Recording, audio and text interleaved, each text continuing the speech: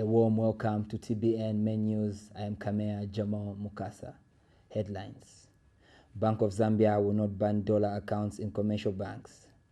Zambia's mining assets won't be taken by bondholders. Zambia commemorates World Toilet Day. COVID-19 could increase child early forced marriages. Solwezi police officer shoots himself. In international news, U.S. names first ambassador in decade to Venezuela amid tensions. And in sports news, Nkana KO'd in Fists of Fury. News in details. The Bank of Zambia has refuted social media assertions that the central bank intends to ban the holding of dollar accounts in commercial banks. Bank of Zambia Governor Christopher Mvunga said that the fake social media statement should be ignored. Mr. Mvunga said this in Lusaka when the central bank announced this month's monetary policy rate. His comments come in the wake of a social media report that the bank plans to seize over $2.6 billion in an attempt to lower the exchange rate. Meanwhile, Finance Minister Walyangandu has said that the Eurobond holders have indicated their willingness to continue engaging the Zambian government on debt restructuring. Dr. Ngandu said that the government is looking forward to deeper engagement with the committee of the bondholders once the privacy agreement has been signed. He has told Parliament that government has not paid the coupon that was due on November 13, 2020 for various reasons. Dr. Ngandu explained that payment of the coupon should have contradicted government's earlier message of its inability to service the debt. In a ministerial statement in Parliament, Dr. Ngandu said the decision to pay would weaken government's negotiation position beyond the solicitation process. He said other commercial creditors would have interpreted government's decision as lacking in transparency and equal treatment of creditors. He added that government will continue to provide the bondholders with necessary information regarding the debt, economic and commercial position, as well as plans to restore growth and attain financial debt sustainability. And Dr. Ngandu said Vice President Inonge Winner's assurance that the country would not default was based on government's real expectations following engagements with the Eurobond holders. He said at that time government did not expect the bondholders to reject its request to defer payments. Dr. Ngandu also said he does not expect Zambia's free rating to drop in the wake of the rejected requests. Zambia doesn't expect its mining assets to be taken away by bondholders and has no plans to sell its shares in mining companies despite defaulting on part of its debt last week. Mines Minister Richard Musukwa said Zambia has to strike a win-win situation with bondholders. Mr. Musukwa said after Africa's number 2 copper producer failed to pay the $42.5 million coupon on its Eurobond debt last Friday. Zambia's mining assets have been in the spotlight as the country's financial situation worsened this year and the pandemic prompted mining giant Glencore to shut its Mopani copper mines operation, angering the government. Mr. Msukwa said negotiations with Glencore on increasing the government's stake in Mopani, a result of the disagreement over temporarily shutting the mine, are nearing a conclusion. Reuters reported in August that Glencore had put its entire 73.1% stake in Mopani on the table in the talks with Zambia, whose mining investments arm ZCCM IH holds 10% currently. Zambia produced 646,111 tons of copper between January and September 2020, up from 590,321 tons in the same period last year. Zambia today joins the international community in commemorating World Toilet Day at Twashuka grounds in Kanyama compound under the theme Sustainable Sanitation and Climate Change. Officiating the commemoration in Lusaka today, Water and Development Minister Dr. Jonas Chanda says over 500 beneficiaries will benefit from the Lusaka Sanitation Project, which is expected to provide Kanyama with more 10 toilets, thereby promoting good hygiene and sanitation among the people of Kanyama area. Dr. Chanda says the Lusaka Sanitation Project is aimed at constructing 5,500 household sanitation facilities, with Kanyama getting 2,750 household sanitation facilities. I wish to take this opportunity to thank our cooperating partners and the private sector and civil society organizations for the work they are doing in supporting government towards increasing sanitation coverage.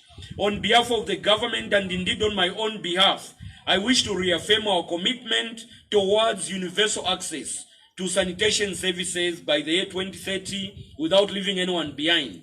And as I conclude, I wish to hasten to reiterate that a toilet is a lifesaver, dignity protector, and opportunity maker. I thank you and God bless you all. Thank you so much. Zikomo kwambiri na yamikila.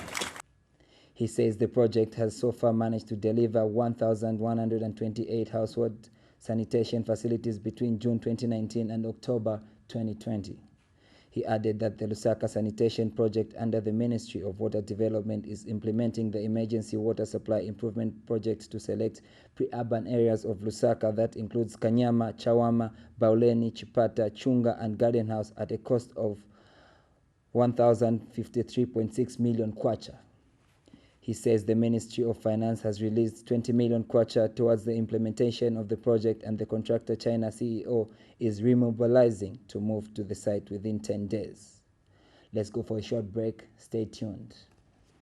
Ufulu wa nzika zonse za dziko la Zambia kuteka kumbali kuvota kulembetsa kwa bungwe la Electoral Commission of Zambia kuteka kumbali pa masankho a chaka cha 2021 kuzambika pa tsiku la 9 Novemba kufika pa tsiku la 12 December chaka chino cha 2020. Nzika zonse za dziko la Zambia zomwe zili ndi chinkhope cha Green National Registration Card zifunika kukhala ndi zaka 18 ndizopitirira ndiponso azakwanitsa zaka zobadwa 18 pa tsiku la 9 May chaka cha 2021 kapena pomwe tsikuli likalibe kufika ndiololedwa kulembetsa ngati woteka kumbali kuvota pa masankho mchaka cha 2021. Ngati simulembetsa ndiye kuti simuzavotako pa masankho a chaka cha 2021. Lembetsani kuvota ndi kutenga khadi yatsopano. Kumbukirani kuti makhadi akale ovotera sazakwira ntchito pa masankho a 2021. Lembetsani kuvota ndi ufulu wanu.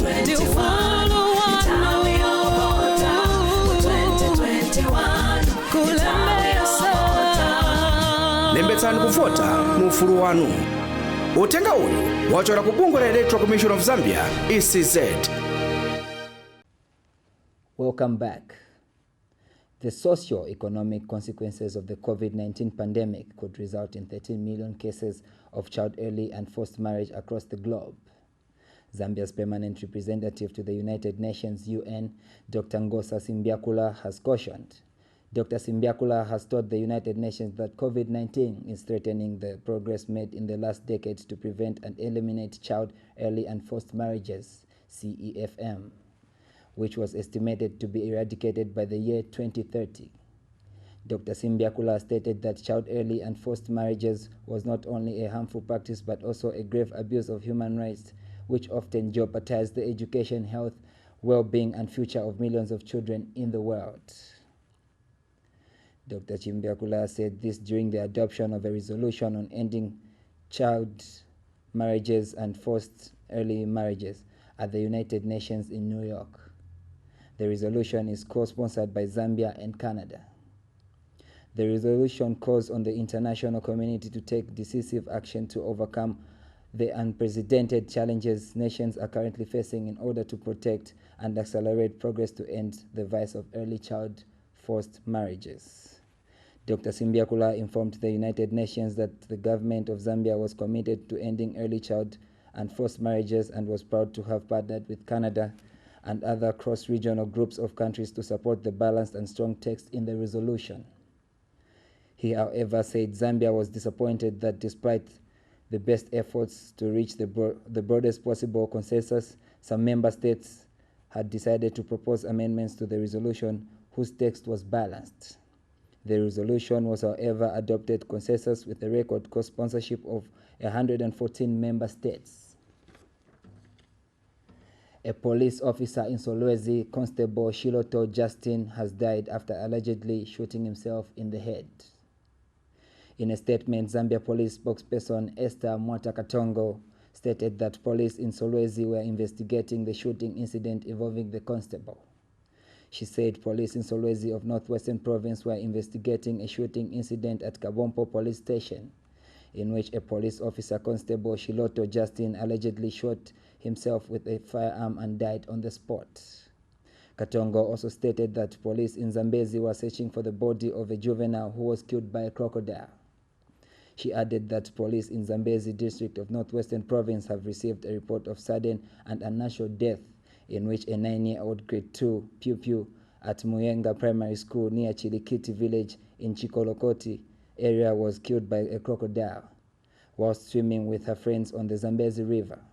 It was reported that the deceased, identified as Chiteta Mujinga, was swimming in the river when a crocodile caught her and dragged her into the deep waters. This is according to a statement issued and made available.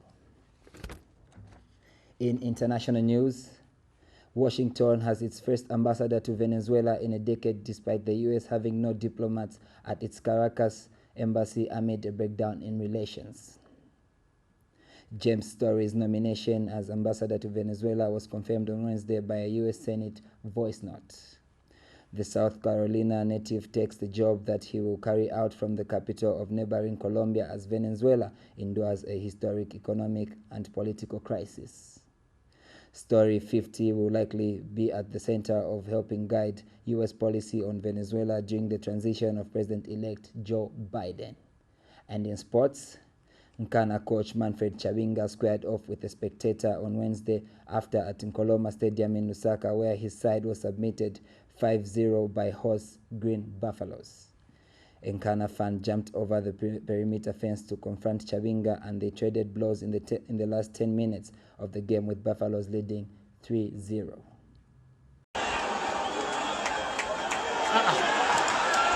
Let's see what's happening here.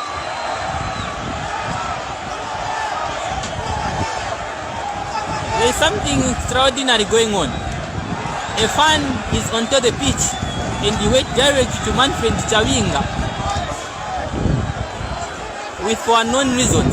But where are the police? Where are the stewards? They need to control the situation here, because this is uncalled for, of course.